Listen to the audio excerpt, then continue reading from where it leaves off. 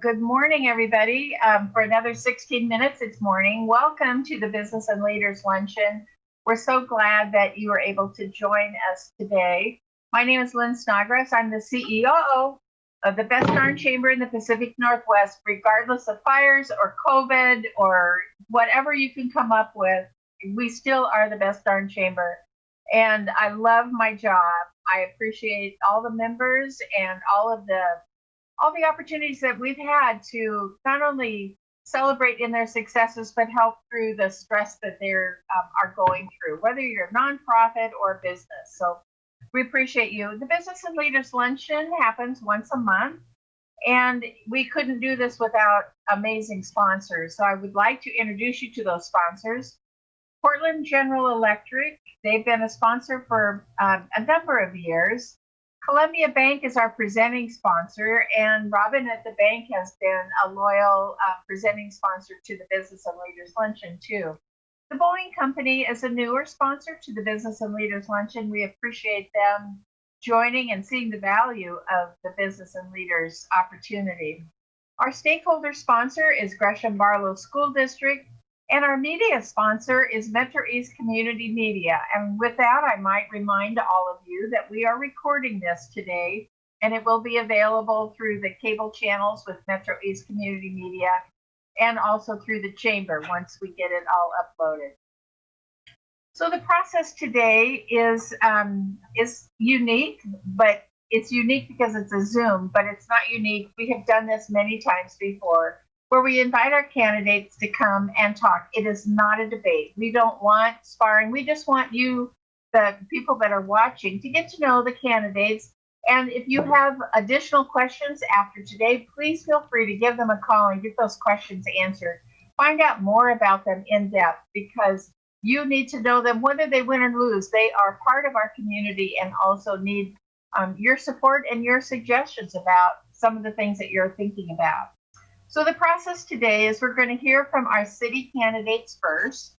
Each of them will have about 4 minutes to speak to you. It's called a stump speech, why they're running, what their vision is, whatever they want to use that 4 minutes for.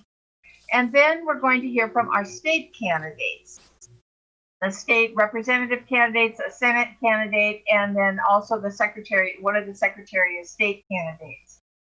After all of them have a chance to introduce themselves to you, then we're going to pose questions to them. We're not going to take questions from the audience, although if you would like to submit a question, I can forward that to them at a later date.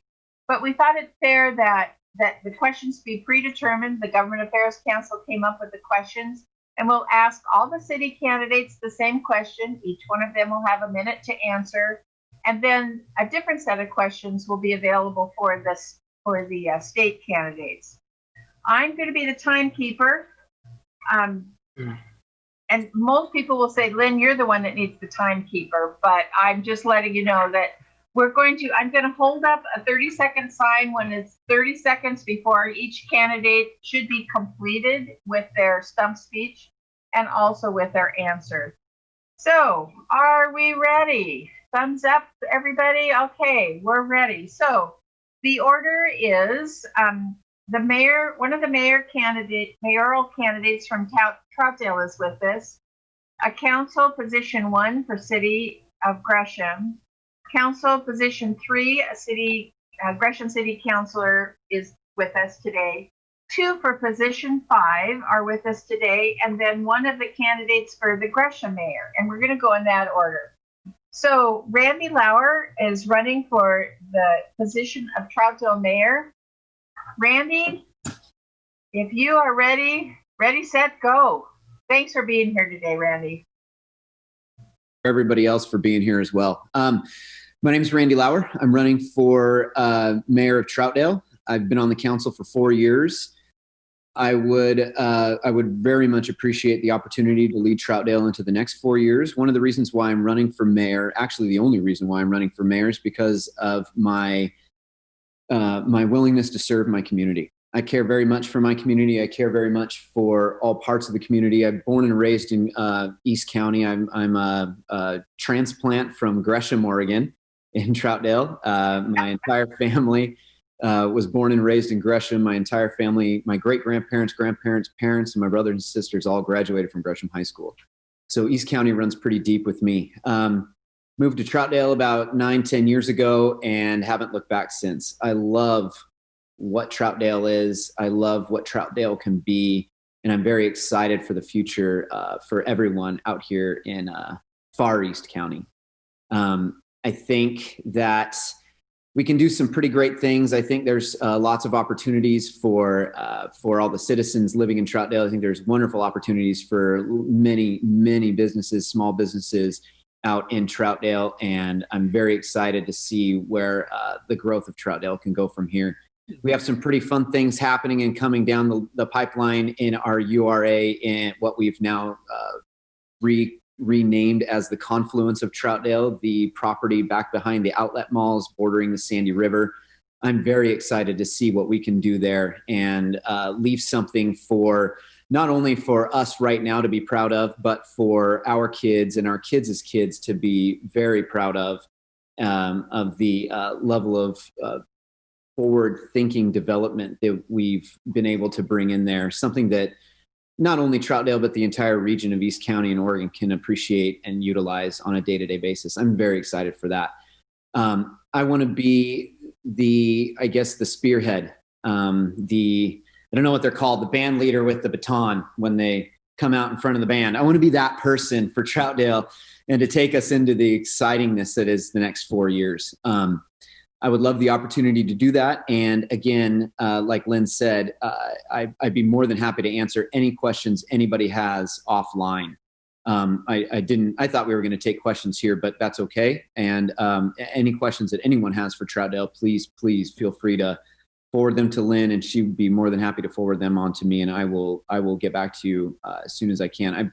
I pride myself on being approachable, and I don't turn away any topic or any message, regardless of what it is. I'm a person of the people, and I will always be that. I don't see myself as a politician. I see myself as a community leader, and that is what I'm deciding to take into the next 4 years as the next mayor of Troutdale. So hopefully that'll turn out in my favor, and I'm excited to get to work.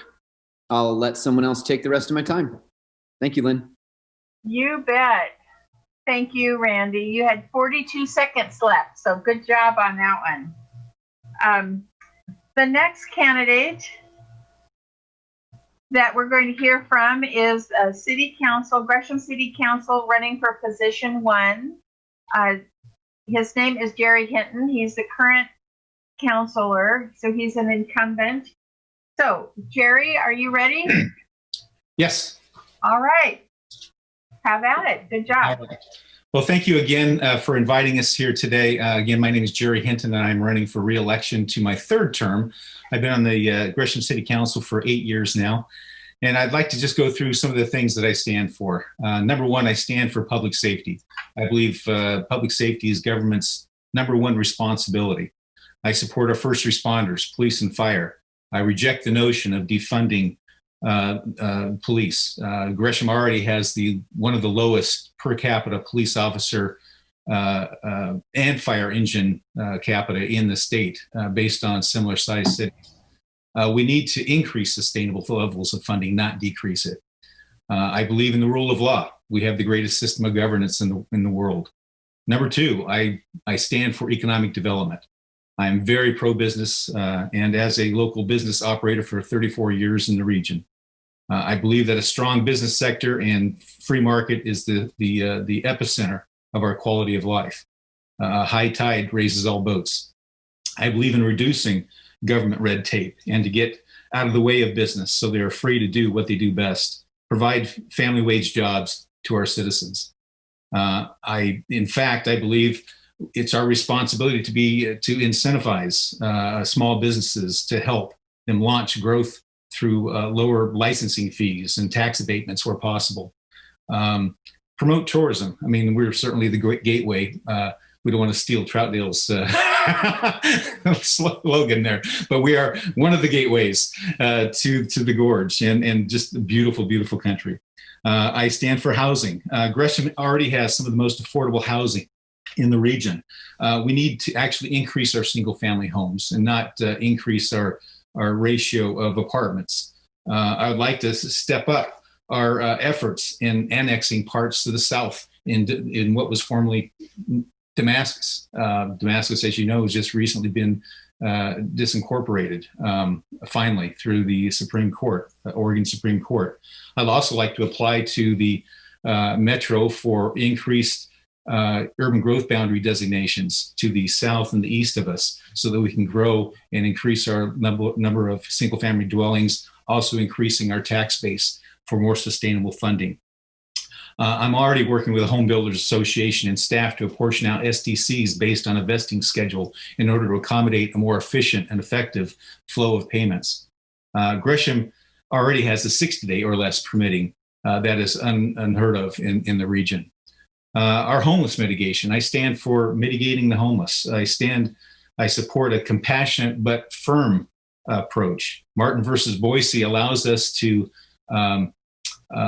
move along transients if they are not accepting of our housing vouchers, which we have 2 homeless liaisons that know the name of and engage every single day with our homeless population and provide them, because of their great resources and networking with social services, housing vouchers. And if they do not accept it, then we can move them along. That's why you don't see homeless camps in Gresham. This in combination with our vehicle and RV ordinance, which does not allow them to be parked and within 24 hours they're towed. Parks, I believe in a robust parks and rec department, and it's critical for the development of our families and cities, youth and elderly. We need to find a more sustainable funding source there. Equity and inclusion, we all speak 70 different languages here in Gresham, and diversity is what gives us personality and context to be a more accepting and tolerant of one another. Thank you so much for your time, and I hope you support my vote in November. Thank you. Right on time, Jerry. Thank you. Whoops, you can even hear it. Okay. Our next candidate is, well, how do I stop this? Restart. There we go. Our next candidate is running for City Council, Gresham City Council, position 3, and his name is Raymond Love. Raymond, it's now your turn. Thank you. Hey, Jerry, I really appreciate everything you said. And it was nice to know that someone that's already on the council, I agree with on literally everything you said. So I appreciate what you said. A little background on me, since a lot of people haven't met me. I grew up in North Portland, the old Columbia Villa. It's a little, I call it a slum back in the day. They've since torn it down and did more housing in that area. I eventually graduated from Roosevelt High School, and sort of my American dream was to move out of North Portland and into the suburbs, buy a nice house, and sort of live the American dream. And so in 2004, after a lot of stuff, obviously, between there and 2004, I sort of got the first part of that dream, moved out to Gresham, bought a home here, got married. I have a wife and 2 boys, 11 and 14. And my vision of running for Gresham City Council really comes down to a vision. And I believe that a city needs to have people in key positions who share the same values as the people of the community, and that we create the voice for all of Gresham to sort of bring forward and bring about the change and the vision that everybody has for the city. So for me, it's about law and order. You got to create the conditions by which success and innovation and business can thrive, which leads to number 2, which is economic development. I moved out here, set up a mortgage business on the corner of Powell and Cleveland in 2004 when I moved here to Gresham. And then unfortunately or fortunately for me, the Army called me away a few times, and I spent the better part of a decade running around the world doing great things for the Army. But I always wanted to come back. And one of the things that always struck me is as you drive through the gorge and you get to Gresham, you sort of feel like, you know, you're back home, and what a great area of the country, because I literally have been all over the world. And so my vision for Gresham is to, as a council member, reach out to the fellow council members and the mayor and sort of make Gresham a destination rather than a place that you go to on your way out of Portland or on your way back to Portland. Come up with some ideas about what would bring people to want to be here, businesses, lower the cost of development, those service development fees, things like that that aren't business friendly, change those so that companies want to relocate here. And probably more importantly, families want to live here, because if families want to live here, then the rest sort of happens. You know, when I want to bring my family here, then I build a business that allows us to thrive and prosper here. So I'm looking forward to having more conversations with the council and more conversations with voters. And I hope that I have the opportunity to answer any questions you guys might have today to see if I'm a good fit to be a council member. Thank you. Thank you, Raymond. Appreciate you letting us know about yourself. The next two candidates are both running for the city council position number 5, and I didn't do it alphabetical order. I put their names in a hat and drew one and then drew the next one. So that's how we made the decision on this. David, you get to go first. We appreciate you being here today. So go ahead and start. Hi, thanks everybody. Thanks Lynn, and thanks for the Chamber for hosting the Business Leaders Luncheon. I've had a privilege of attending a few of these over the years, and I always look forward to doing that in person when we can do that again. So yeah. If we haven't met, my name is Dave Dyke. My gender pronouns are he, him. I'm running for council position 5, and I'm here today because engaging with the business community is important to me. My partner and I moved to Gresham in 2007, and we moved here just as I was wrapping up graduate school in public administration. I started my career at the time in local government. I actually worked in IT for the Portland Police Bureau. These days, I still work in IT. I'm an executive at a software company in Portland. A few things have led me to an interest in serving on council. One of those is volunteerism over the years on the city's Finance and Budget Committee. Another is serving my local neighborhood association. I live in Northwest near Bella Vista Park. And then the other thing I wanted to highlight is my service on the finance committee of a local nonprofit, Human Solutions, which operates emergency shelters and develops housing for everyone in our community. That service with Human Solutions has been especially rewarding for me because I believe everyone deserves a safe and a stable home. There are 3 themes that I'm focusing on in my city council campaign that I'd like to highlight for you. The first is around sustainable financial management. So serving on the city's finance and budget committees has helped me dig into our city budget and develop an appreciation for the challenges that we have in front of us. Dealing with those challenges are going to require the mayor, the council, the city manager, the business community, and community advocates to work together.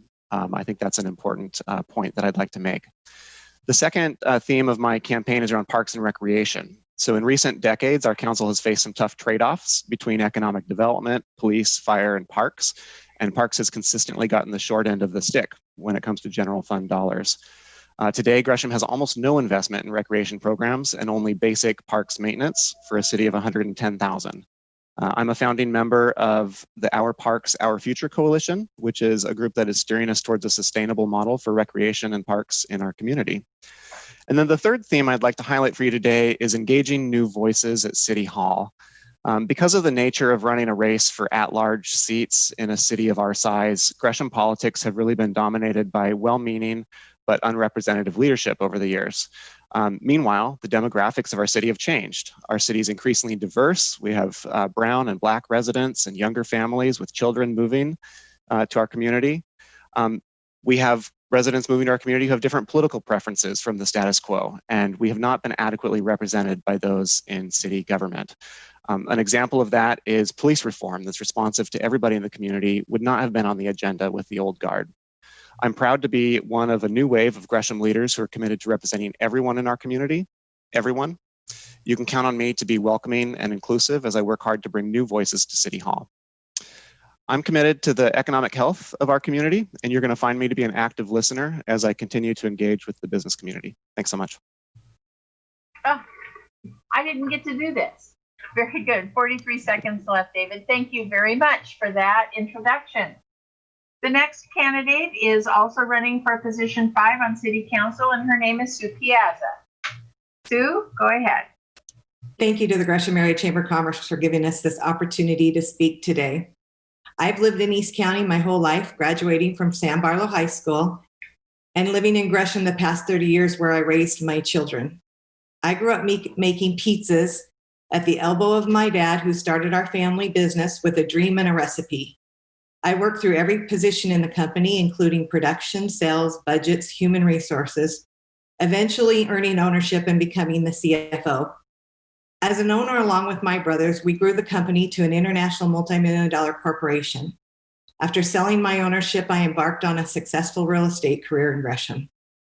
My success enables me through the years to spend countless hours helping improve the lives of others in the community. I love this city, and I want to see that it stays a community worth living and raising a family in for future generations. My service to the community has included being on the Gresham Barlow School District Budget Committee, serving for over 20 years and a past president of the Gresham Barlow Education Foundation. I've served in the Rotary Club of Gresham for the last 15 years and was awarded the Rotarian of the Year. I've been a member of this Gresham Area Chamber of Commerce for over 15 years, serving both as treasurer and past president to the chamber. I'm the founder of the 100+ Women of East County, which brings 100+ women together once a quarter, raising over $10,000 to give to local charities. I created the Fab 50 project, personally raising $78,000 that gave to 6 local charities. Over the years, I have worked with many nonprofit organizations and have received recognition for my efforts. This unique mix of executive level for-profit and nonprofit experience makes me a perfect candidate to solve the real-world budget problems for the city of Gresham. I believe safety and fire protection must be at the top of the list when it comes to city government. Security is a foundation for quality of life and a basic civil right to ensure livability in the community. An unsafe city repels employers from locating their business and keeps families from putting down roots. We need to ensure our police officers and our firefighters have the resources they need to keep us safe. Our local businesses are the backbone for our economic prosperity, and many of them have been severely impacted as a result of COVID. We must continue to ensure that they have the support they need while continuing to attract family wage employers to our city. COVID's impact on our businesses will also create a negative financial impact of the city. We'll have to do more with less and be aware that during the post-COVID recovery, raising fees or creating new taxes are not an option for economic sustainability. More than ever, we need leadership that desires what is best for everyone in the community, including small businesses, as well as our diverse ethnic groups. As a mother of mixed race children and former wife of an immigrant, I have personal experience building bridges and connecting all segments of Gresham. We need leadership that puts love of community at the top of its priorities and not affiliations with political action groups. We need leaders who are committed to our city and not those that want to use our city as a stepping stone to larger political aspirations. I pledge I will never seek a political office beyond the local city government. Gresham's a vibrant community that's giving and caring to one another, a community that has great optimism for the future. I'm proud to say that I live here and I believe in our future, and I'd be honored to have your vote. Thank you, Sue. The next candidate that we're going to hear from today is running for Gresham Mayor, and his name is Travis Stovall. Travis, it's all yours. Hello, everyone. Thank you for the opportunity to talk to the chamber and the business leaders. As you know, I was the chamber board president a number of years ago, and I'm just so proud to see how the chamber continues to prosper and lead our area as its business.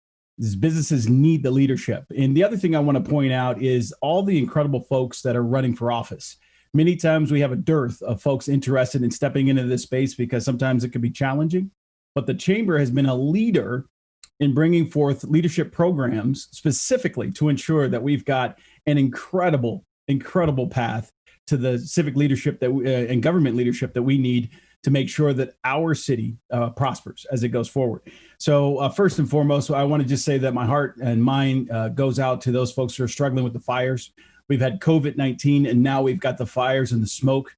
And I know many of us, I was on calls this morning talking to individuals that are still struggling with some of the fallout that is going on there. So our hearts and minds goes out to those individuals that are struggling with those things. As a 14-year Gresham resident, owning a business here, starting my company and being dedicated to this community, my heart is pained to see all the struggles that are going on. But coming out of this and coming out of the COVID situation, as a city, we have to build back better. That's the core of what we need to do as leaders, and as leaders who want to lean into what's going on today. We've got to make sure that our focus is on the small businesses that will help bring our community forth from the challenges that we're facing. And as a city, we need to lead that. Our larger businesses need to be there shoulder to shoulder with us as we continue to work towards a better tomorrow. And again, that it comes from a place of understanding where those things come from. As a business owner, prior to launching the technology company that I now run here in Gresham, I did business turnarounds. So, I really come to this conversation with a unique set of experiences that I believe Gresham needs and can benefit from. We've got to make sure that we continue to look at homelessness in our communities.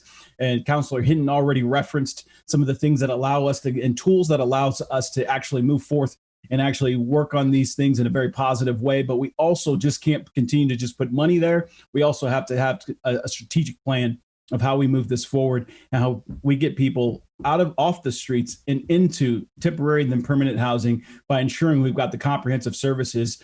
And Dave, thank you for your leadership at Human Solutions. That's a critical program that at the city we support. We look forward to continuing that support. We need to make sure we support jobs in our community. That's the foundation of economic development, making sure folks have equitable access to all the jobs that really give them phenomenal foundations. And I think about some of the folks who are on the call. I know Boeing is actually on the call, and they're a supporter of this effort. They're a partner in making sure that we've got family wage jobs in our communities. And as a number of people have already referenced, public safety is critical. I'm not a police defender. I think we have some work to do with law enforcement, but as Councilor Hinton already referenced, we have one of the lowest police per thousand in the entire metropolitan area. And so that needs to be included in the conversations that we make in our communities, and we have as we go forward, as we look to address such an important component of our community. So in the end, we really find ourselves at a pivotal point here in Gresham. I absolutely love seeing the great leaders that we have all throughout the 4 communities, Multnomah County, that are going to really lean into the efforts that we have here. Again, I want to thank the Gresham Chamber of Commerce for your efforts and all the leadership you provide. And I look forward to the opportunity of leading our city forward. Thank you so very, very much. Thank you, Travis. Before we start our next round, which will be with the state candidates, I'm going to answer the question that many of you are wondering. How come so-and-so is not here? Where are all the rest of the candidates? We know that there's so many. So I want to explain to you how we chose who's here today.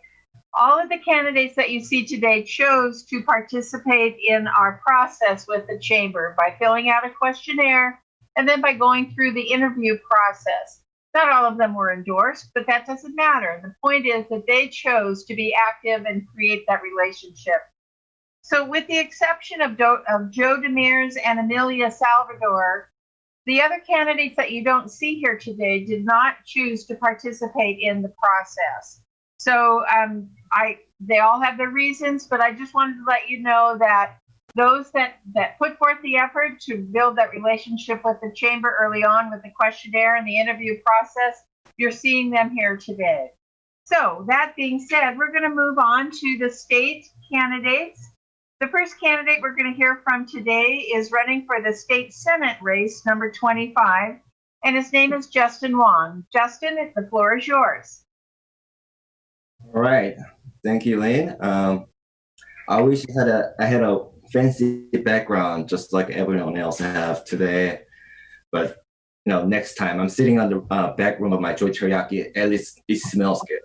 So, but I'd like to first start off by saying thank you for Gresham Chamber inviting me here at the forum today. And I was here 2 years ago. Yes, same guy, same person from last 2 years ago, and always is honored to be here. And thank you everyone is here in this room, joining to hear what we are fighting for. So my name is Justin Hwang, running for State Senate and District 25.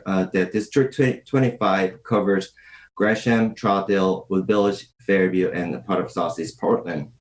And I am a Korean immigrant and a small business owner in the East County. And I am the owner of Joy Teriyaki and for the past 14 years.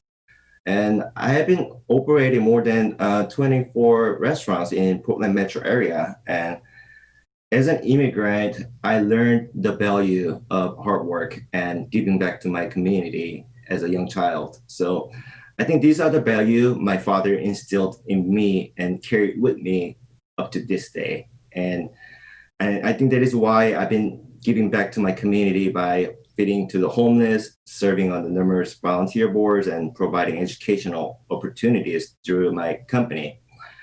But sadly, right now, I think our state is facing a crossroad. So those chaos we're seeing in Portland is not what East Multnomah County stands for. So I'd like to make sure we keep Portland problems out of our community. And if I elect, I'd like to focus on higher ed funding for Mount Community College. And since I'm a foundation board member there, I was very saddened by how we lost 7 other trade programs. And from the person who I went to culinary program, I know how important that trade program is. And then, of course, I'd like to focus on the homeless problem as well and COVID-19 relief for business. And also, I will make sure our voice to be heard at the Salem and be a good listener. I think far as good representation is being keyword is a listener. So for far too long, we have been missing those real representation in the Salem. So I am ready to serve as your next state senator to stop all these burdensome regulations that are hurting our working families in Oregon. Thank you. Thank you, Justin. The next 2 candidates are running for State Representative 52. And again, their names are put in a hat, and I pulled the names out. So we're going to start with Anna Williams first. She is the current state representative in Representative 52 district, just completing her first term. So Representative, it's your turn. Thanks, Lynn. Thanks, everyone, for being here. Thanks for the opportunity from the Gresham Area Chamber of Commerce to speak. I am Anna Williams. As Lynn mentioned, I currently represent House District 52, which includes all of Hood River County, Clackamas County down to Sandy, and basically kind of follow exit 16 up back to I-84 to cut off the eastern side of the district. So Troutdale and Gresham are both included partially in my district. I am a social worker, a teacher, and academic advisor. So I have a full-time job outside of being the state rep. And I also am a parent of 2 public school age children. So we are experiencing high bandwidth needs right now. I apologize if my video acts a little weird.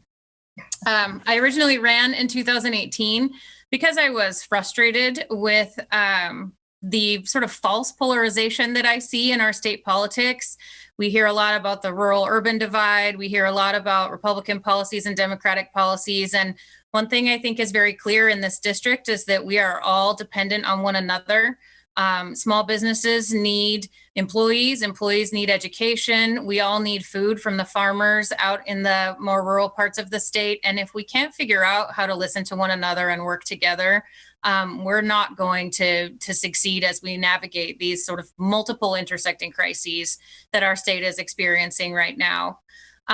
Since the COVID-19 crisis occurred, I've primarily been focusing on safety for the people in my district, making sure, for instance, that we had clear information about how to keep farm workers safe and that there was funding to make sure that the increased costs in order to do that were at least partially covered by the state so that our small business owners who are farmers could continue to operate into the future. Working with childcare providers, trying to keep their doors open so that people can continue to work, whether they're working from home or going into a business. They need somebody to watch their children and keep them safe. continuing to try to make sure that our education system is functioning and serving a variety of student needs as we navigate distance learning or homeschooling or whatever different families are choosing to do. And working with our state agencies, calling on the unemployment division to improve their processes. I work from home every day using confidential information, and there are a number of tools that I use to protect that confidential information. There's no reason the unemployment division can't also be doing similar things to make sure people can get a hold of who they need to get a hold of to get their checks paid out. Working with BOLI to make sure that they're operating from an educational standpoint rather than a punishment standpoint when there is a COVID rules violation. Really trying to partner with businesses so that the businesses that are following the rules are the ones who have the benefit of access to the market rather than the ones who are cutting corners and putting employees or customers at risk.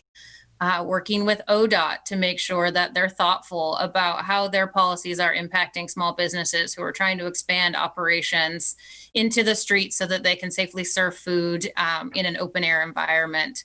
And continuing to work with Business Oregon to make sure that the funding they're providing to businesses is not impossible for certain businesses to access. So thanks, Lynn.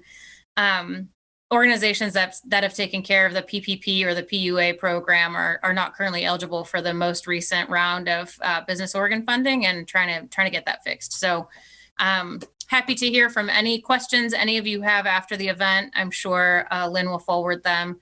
Thank you for the time, and I appreciate the good work of everyone on the panel. Thank you. Thank you, Representative. Appreciate you being here today. Oh, darn. Okay. The next candidate that we're going to hear from today is a former state representative, and his name is Jeff Helfrich. Jeff, it's your turn.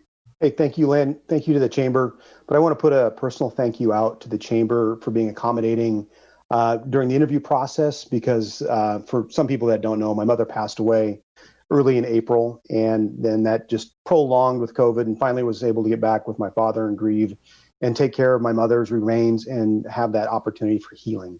COVID-19 has changed the way we do business in our state, and I think it's going to change the way we do business in our country for a long time to come. But for me, I'm running to get back to Salem because I see the dysfunction that we see with a supermajority in Salem, and there's voices that aren't being heard.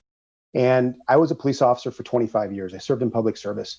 It just wasn't a police officer role that I fulfilled. It was a social worker role. It was a counselor role. It was giving advice on how to solve a problem, or it was delivering a food basket. And we would see people at their worst moments in time and try to figure out how we're going to work together and get to a problem and solve it. And that's really what it's about. And that's what I did for over 25 years. You know, I served in the Air Force as an Operation Desert Shield and then Desert Storm. Like I said, 25 years with the Portland Police Bureau.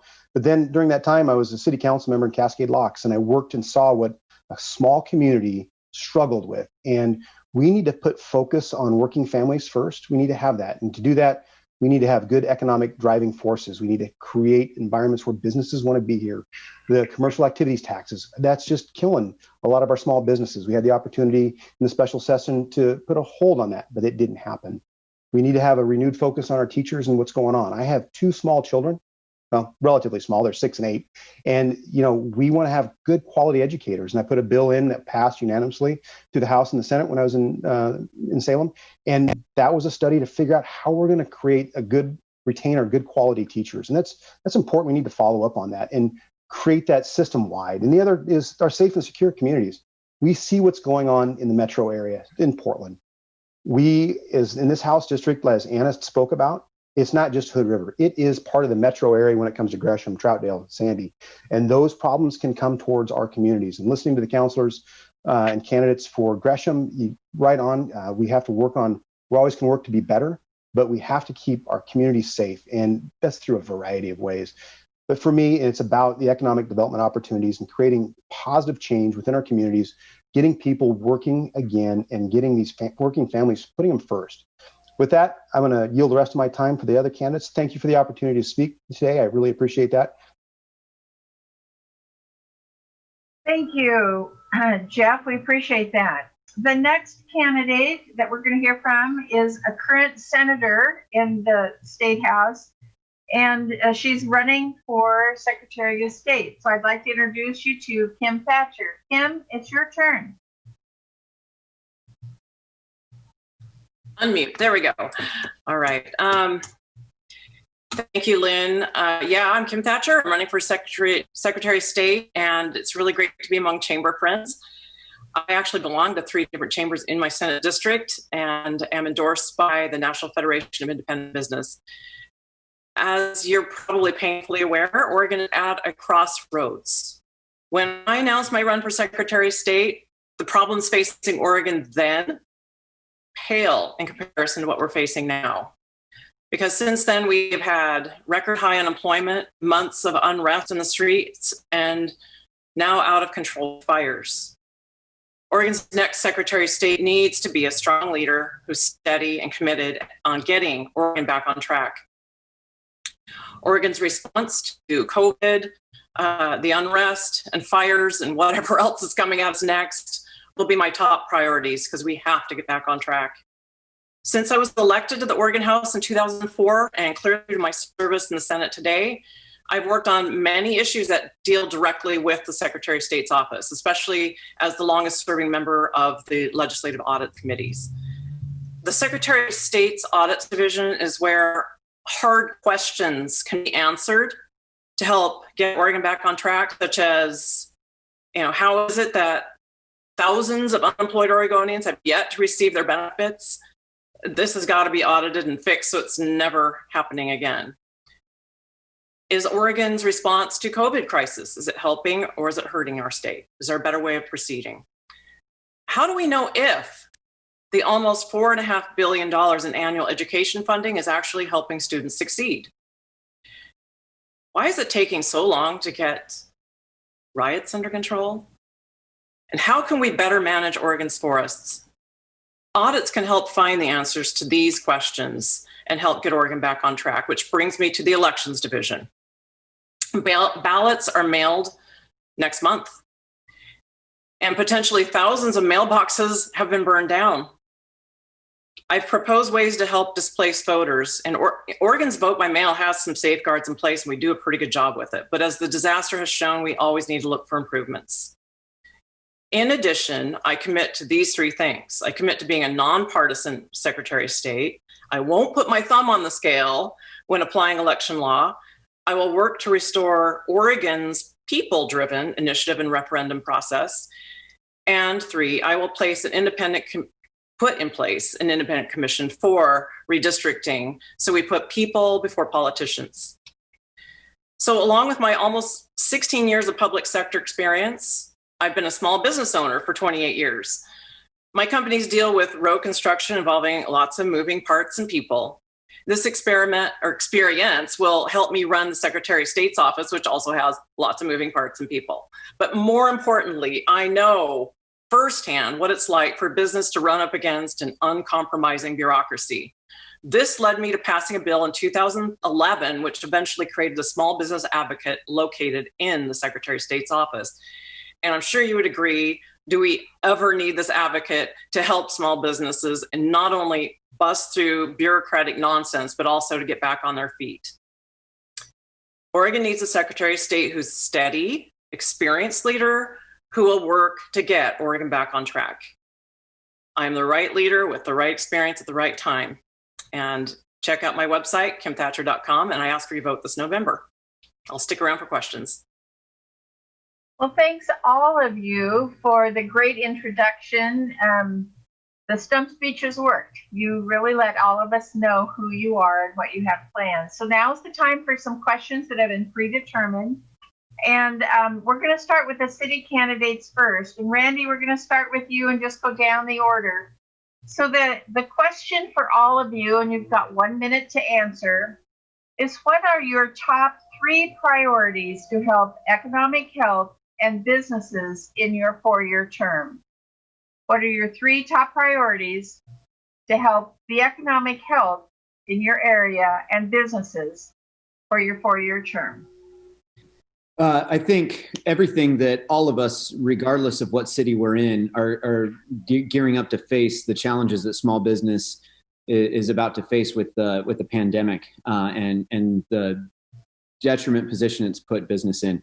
I hope to help by cutting unnecessary red tape within the city of Troutdale to get permits and files filed a little bit faster, so that a lot faster, so that way we can get out of the way of small business succeeding. I hope to ease some SDC fees so we can prioritize small businesses getting back up into healthy shape, and I hope to prioritize being an advocate for small business and all business in Troutdale, so we can gear people into the right direction to supporting our local businesses that we're so fortunate to have. Small business is the backbone of any community, and I believe anything we can do to help them navigate this next year or two or a few years after is going to be crucial for all small businesses and regions. Thank you, Randy. Appreciate that. And if any of you need me to repeat the question prior to you answering, I'd be happy to do that. So the next person that's going to answer a question is Councillor Hinton. Councillor? Thank you. I pretty much enumerated all of those in my stump speech. However, I'll repeat those again, like Randy in Troutdale, reducing red tape. Again, we need to allow businesses to do what they do best and get out of the way of them. Again, by impeding their abilities, we impede family wage jobs. We impede people doing what they do best. And again, we can't assume that we knew better than them. Does there need to be some level of recognition of policy enforcement? Sure, but we need to be careful of that. Incentivize small business creations. Advance the growth of Gresham by expanding our urban growth boundary, by annexation. That brings more families, more tax base. That brings more people to our shops and free market environment here. Thank you, Councillor. Raymond, you're next. Sorry, I had a problem unmuting. So economic development is my top priority. I think a targeted economic development is what we really need in Gresham. So specifically looking at building economic development in the areas where we need it most. So Rockwood comes to mind, some development there to support small businesses and minorities who want to invest in Gresham. Then we look at expanding the tax base. I echo Jerry's initiative at expanding the earth growth boundary or the urban growth boundary. And then lastly, I would say, and not lastly, but in addition to all of that, looking at the service development fees and some of the other things that are out there that are inhibitors to businesses and families wanting to move to Gresham. So I think if we focus on those three things as a council, and then just changing the tone and the message from the council and the city hall to become a pro-business, pro-family, everybody wants to move to Gresham as a destination, I think we'll get a group of people that all want to make that happen across all economic levels within the city. I work with millionaires every day, and I work with homeless people. All of them need insurance, and all of us need to work together in that same way to make Gresham great. Thank you, Raymond. Thank you very much. Okay, do I need to repeat the questions yet? Got it? Okay, David, your turn. Yeah, thanks, Lynn. Three things I'd highlight. The first is workforce development. So, I've been volunteering. One of the things I've been doing is serving on the Mount Hood Community College Cyber Security Programs Advisory Board. And that's an example of, a new kind of a growth industry. Mount Hood's a great institution we have that it's kind of an untapped resource for us.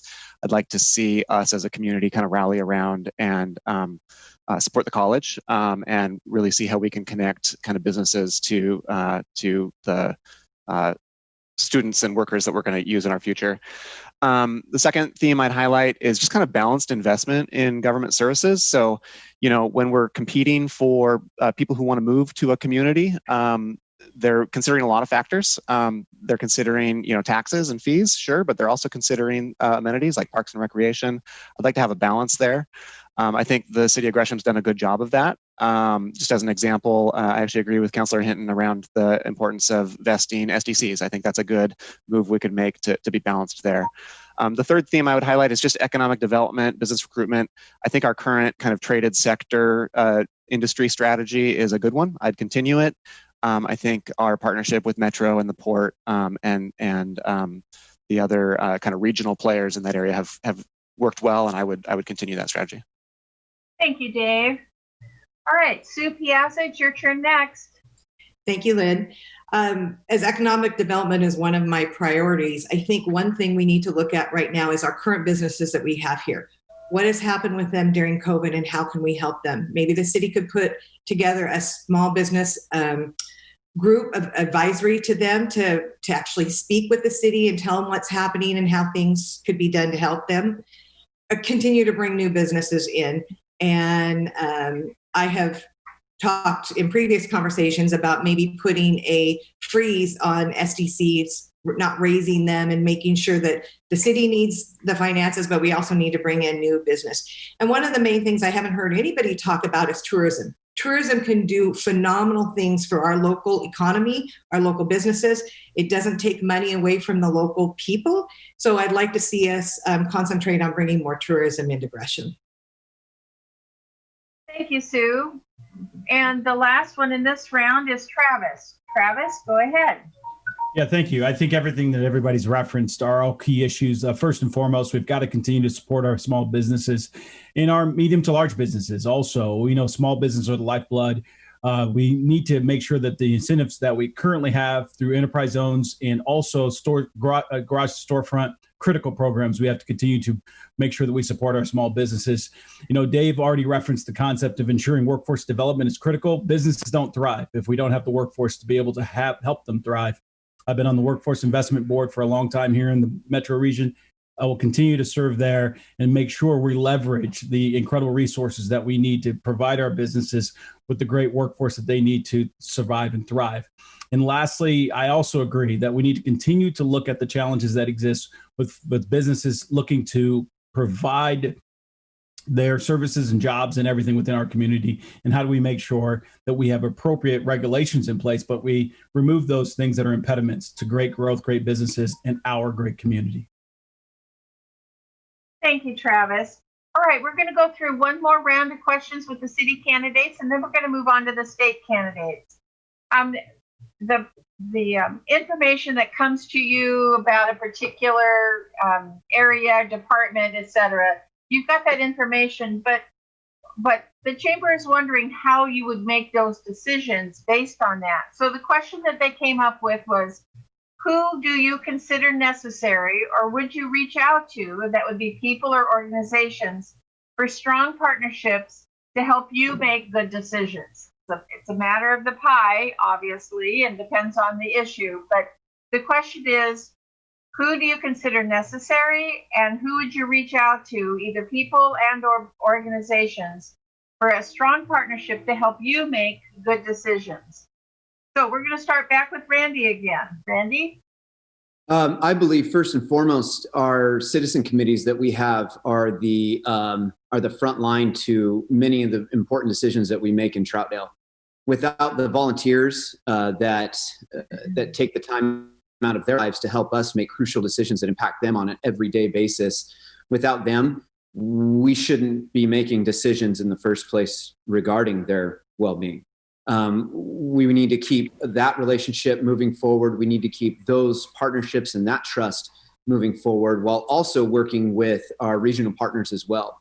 The conversations need to be had across city lines. They need to be had within the county, within metro region. They need to be had within other counties as well. Just because we're different cities, we're different counties and regions, doesn't mean that what we decide doesn't affect each and every one of us. Working together and keeping those conversations and relationships strong and active is super important. And that's the one thing that's one of the things that I'm going to work on building within the next 4 years as the next mayor of Troutdale. Thank you. Thank you, Randy. We're going on to Councillor Hinton. Councillor? I think Randy did a really great job articulating that, and I would echo everything he just said. And just add to it again, engagement with our citizens. we try our best, but I'm sure we falter, and we need to do a better job at engaging our population, particularly our diverse population, making sure there's inclusion. Again, Gresham is a very, very diverse population, more so than any other in the region, with our 70 different languages and almost 40% people of color.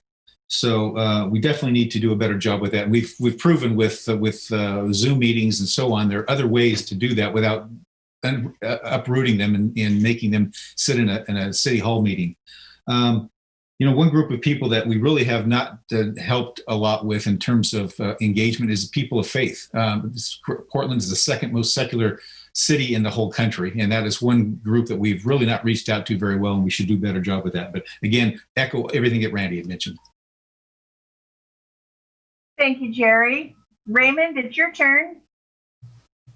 So I think I would reframe the question just a little bit. I think it's about relationships. And when you have a challenge as a community that you need to solve, the way to do it is to reach out to the right people, not necessarily a lot of people, and not necessarily just, I used to call a measure of performance, a measure of effectiveness versus a measure of performance. You can reach out to 20 people, and that could be a very good measure of all the people that you can talk to, but how effective is it? So if I'm dealing with a problem in Rockwood, I want to connect with people in Rockwood and reach out to the people that can help me bring the change I need. So I think it's about good relationships and building on the people that can help you solve the problem at hand.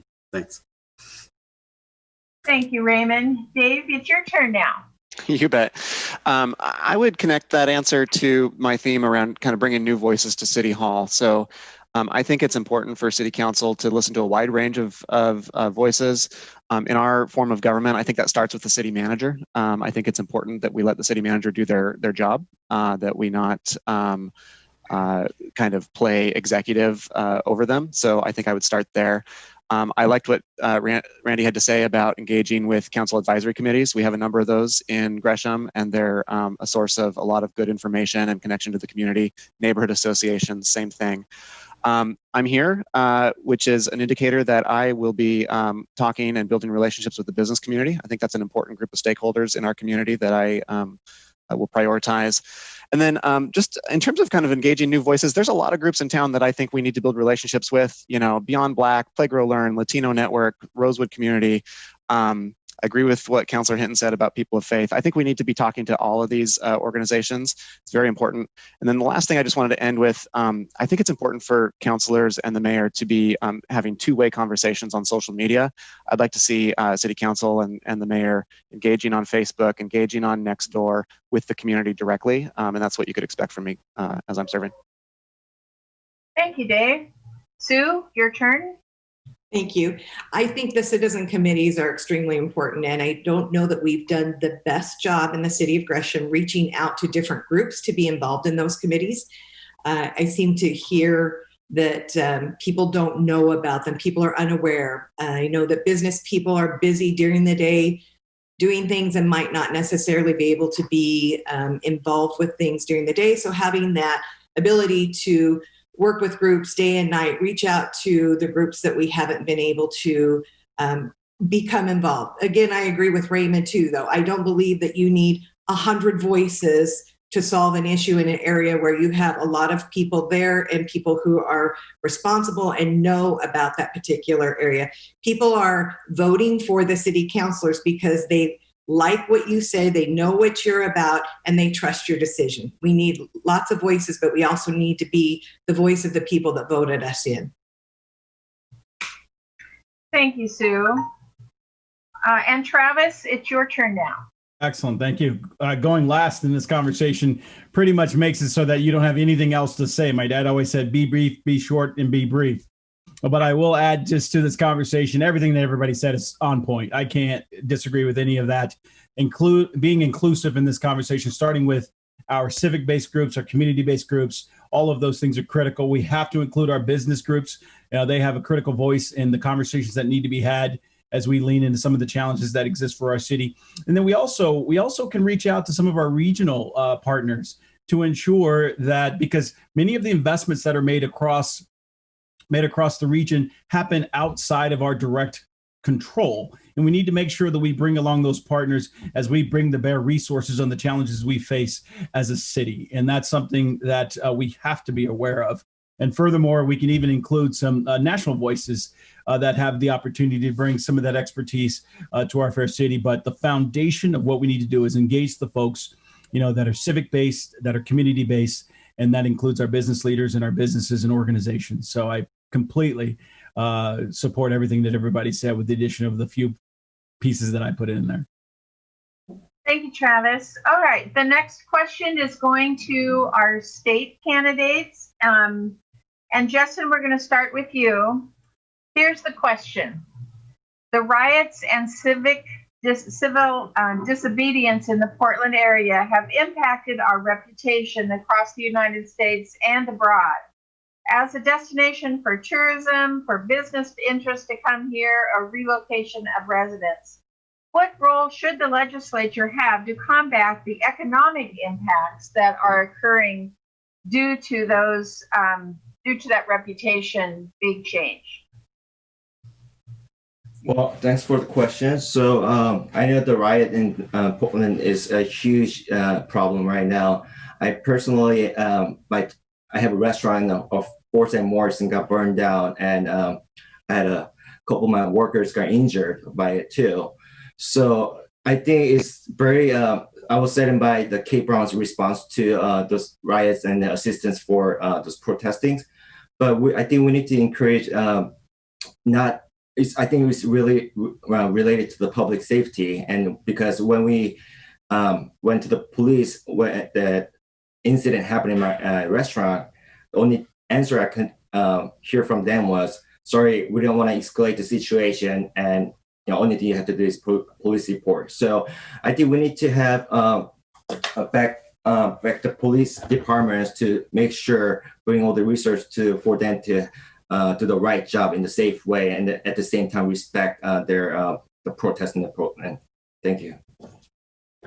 Thank you. Representative, do you want me to read the question again? It was kind of long. No, You okay? I understand. Yeah. Okay. So I think it's along with Justin, I think it's important that we recognize that there's a real problem that people are upset about, and that's why we're seeing unrest on the streets. I'm deeply sorry for Justin's business, and especially for his employees who were injured. I'd like to see the governor and the legislature continue to lead on this issue. I'd like to see the mayor step up and lead a little bit more directly, and not sort of wait or hope that the situation will resolve itself. As far as support to businesses, I think we have so many crises going on to try to parse whether a business lost income because of COVID or the protests or any rioting that happened is not worth the administrative effort it would take. If there's a struggling business that the state can support through existing programs, it should do so. And addressing the reputation of the city as we continue to go forward will depend on how well we call different groups to the table and listen to what their real concerns are, and then act accordingly. And that is the legislature's responsibility, but also specifically the governor and the mayor. And I would like to see them be active leaders in this resolution over the next few months. Thank you, Representative. Jeff, it's your turn. Hey, thanks. The bandwidth problem cured itself here with the kids not having to worry about school. But as you know, as a police officer for 25 years in Portland, I was during the Occupy event, and I got to see firsthand what that civil unrest looked like. But we made sure people had the opportunity to voice their First Amendment rights. And that's first and foremost, as the government, that's what our Constitution, our founding fathers wanted. The destruction that we've seen in these riots is not what it was meant to be. We cannot allow this to happen. The mayor and the elected leadership within Portland needs to allow the lawful activities to happen, but also the things that are unlawful, those people need to be held accountable. They need to be held accountable at the different levels. And you've seen the Attorney General, Billy Williams, take action with that. And I support those actions that he's done. For the black eye that we've received from in the national media, we have to be able to allow those businesses to come back and clean up and get back to work. And that means providing safe environments for that and allowing the police and the other groups to come together and work through those problems and create those places where they're able to be listened to, but yet our businesses can't be affected, because you're seeing businesses leave right now in economic developments. If there's not businesses in Portland, their tax revenues go down. That's going to affect a lot of programs that they can't fund. So we need to be able to provide a safe and secure environment for everybody. And I support that. The governor needs to do it. The mayor needs to do it. The legislative body needs to sit back and listen more to the subject matter experts. Thank you, Jeff. Thank you very much. Now, Kim, Senator, you may have your turn now. Can you repeat the question, please? Yes, I'd be happy to. The riots and the civil disobedience in the Portland area have impacted our reputation across the United States and abroad as a destination for business interests to come, for tourism, and for relocation of residents. What role should the legislature have to combat the economic impacts that are occurring?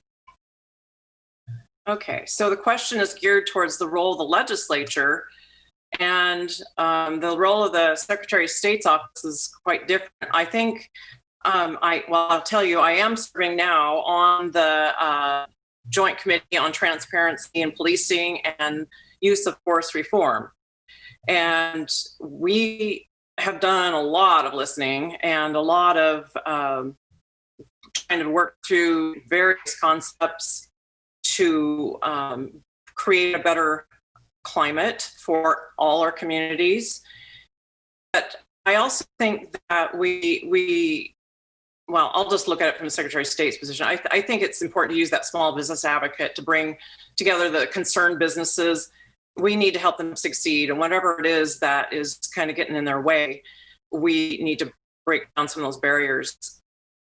Yeah, we've been impacted. I would say that it would be appropriate for for the Secretary of State to even look into the impacts of different proposals before the legislature, and that could help better inform some of these policy decisions that the legislature needs to make. Thank you, Senator. All right, we have one more question for you. You guys are all doing really well. We're right on time, which means we're going to be late ending this, but we're right on time for how late we were intending to be.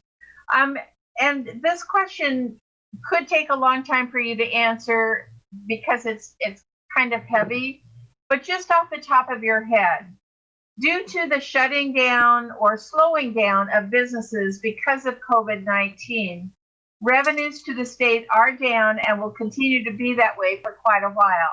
What are your thoughts in balancing the budget to make up for the shortfall? Crystal ball. There you go. Justin, we're going to start with you.